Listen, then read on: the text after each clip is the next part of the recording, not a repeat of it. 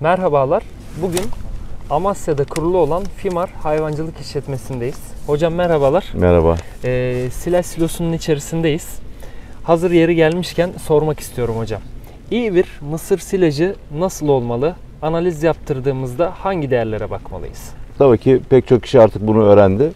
İyi bir mısır silajı, yani eğer mısır silajı yapıyorsak, ilk bakacağımız değer mısırın tane oranının da göstergesi olan nişasta değeridir. Evet. İyi bir mısır silajında en az %28, hatta 30'un üzerinde nişasta olması bizim tercihimiz. Evet. Ama bu silaj mısır silajı değil de atıyorum yonca silajıysa o zaman protein değerine bakacağız. Silajın tipine göre değişiyor. Teşekkür ederim hocam. Rica ederim.